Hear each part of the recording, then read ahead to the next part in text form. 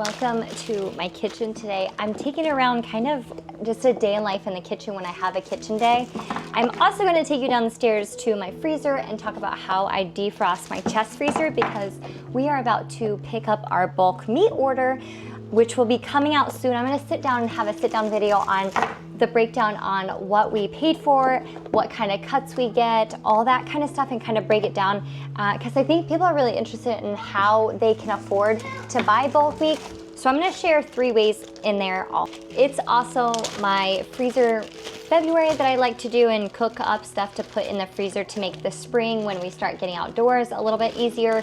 So first up is baby food, and just packing that up. It's actually leftovers blended up from last night. Put them in a little hockey pucks, and I'm gonna put them in the freezer. But I'm gonna take you along today. I hope you enjoy it, and I know coming up soon, very soon, probably my next video will be my bulk meat order and the breakdown and stuff. So if you're interested in that, make sure you subscribe, and let's get cooking.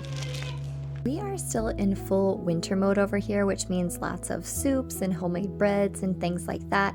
And I'm constantly cooking a whole chicken or a roast or something, so I'm always constantly having bones. So today I am doing chicken, and there's 3 ingredients I always add to my broth, and that is ginger, which I buy in bulk from Azure and cut it up like this.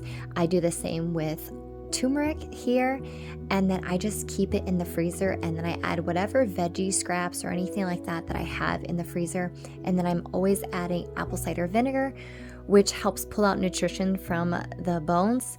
I kind of kept it simple today. I'm adding some black pepper, which helps the turmeric absorb into your body, and then some bay leaves, and I'm letting that in my Instant Pot for 2 hours and then let it come down to pressure.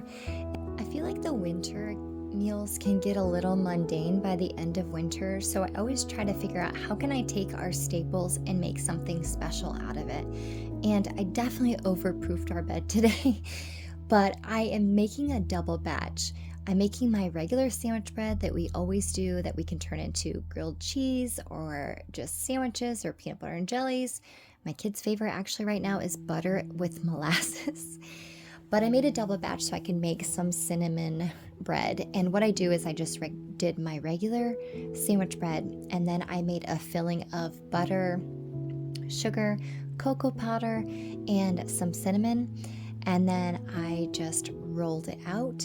And then I tried to cut it in the middle, but since I overproofed it, it was kind of just like, my bread was a little mushy today. It ended up working out just fine. But after I let those cool, I just tucked 2 in the freezer, and then I left 1 out for us to enjoy for some cinnamon roll toast the next day. And it was a nice change of pace than our regular toast.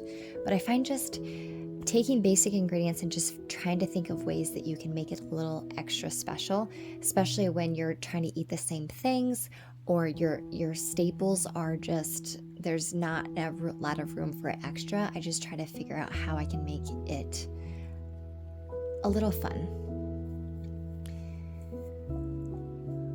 I definitely could have just rolled this up and then cut them into cinnamon rolls, because they were kind of overproofed. They would have worked out maybe a little better than actually making cinnamon roll bread, but alas. So normally you could cut this up and then you could roll it and twist it and braid it easier, but since it was overproofed, it was hard to work with, because I also used fresh ground spelt for a half and half mixture, so it works a little bit different than just regular all-purpose flour. And then I have a lot of almond flour, not necessarily almond flour, I should say. I make almond milk my own, but then I started saving the pulp and running it through my freeze dryer. So I have a lot of freeze dried almond, which basically it gets powdered up and it's almost like almond flour, maybe just a little bit extra texture. I have tried to put it through my mock mill. Do not do that. You will gum it up. Take my weight.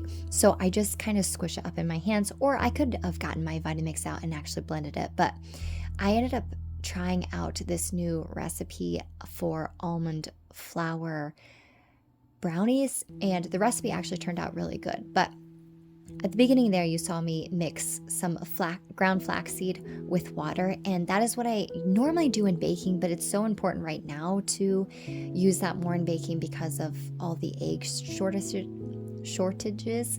I want to keep my eggs for fresh eating, and I let that just sit there a little bit off to the side, and you can see how kind of thick the flax eggs get, but it mixes up wonderfully. And I put butter in here and realized it was not soft enough, so I put butter in here, and then I took it out and put it, and then I had to soften it a little bit more, but it ended up mixing. It's kind of a one bowl, so it was nice. It did take me a little bit extra to mix up because the butter was not completely softened like it was supposed to be. But after mixing and mixing some more and mixing some more, I put it in a 9x13 and baked it up. And it was still actually, I'm surprised that it was still like a chewy texture of a classic brownie, even though it was an almond flour mixture. But it was definitely something I would repeat. I always add less sugar than it's called for, just because my children are not used to having such sweet treats. We've trained their taste buds, so I use a whole lot less sugar than the recipe calls for. So this worked out really well, and I will definitely be doing this again. I would like to try to see if I can bake it and then freeze some, but we ended up eating this whole batch. So I like to test a recipe to see if it will freeze and then defrost well. That way I know if it's a good thing to make some big batches to keep in the freezer, because I always like to have a treat already in the freezer that I can just pull out and defrost on the counter or warm it up in the oven and have as a treat whenever we want, without having to have the energy to actually make the treat.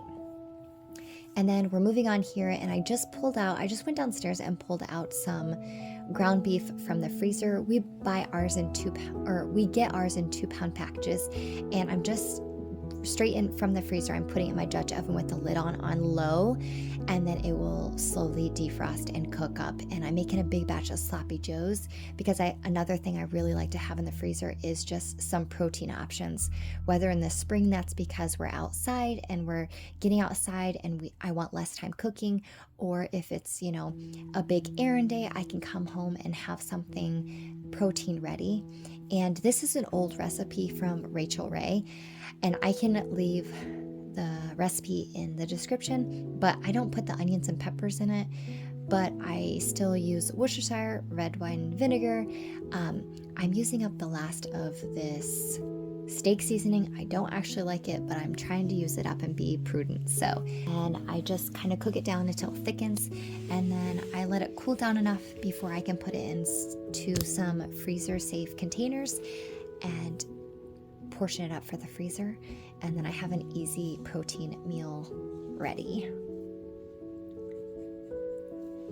We are preparing for our bulk meat purchase, and one thing I do is try to get the freezers as low as I can so I can swap them out. So I took some extra roasts and cooked those up. I showed that in a recent video. But the next thing I do is I take everything from one freezer, move it to this freezer. I moved it to the small freezer, and then defrosted this big one, and then plugged it back in and let it get cold all night. And now I'm swapping freezers, and what I'm going to do is defrost this. I'm going to show you a quick trick to defrost. I personally like chest freezers, even though they take up more footprint on the floor.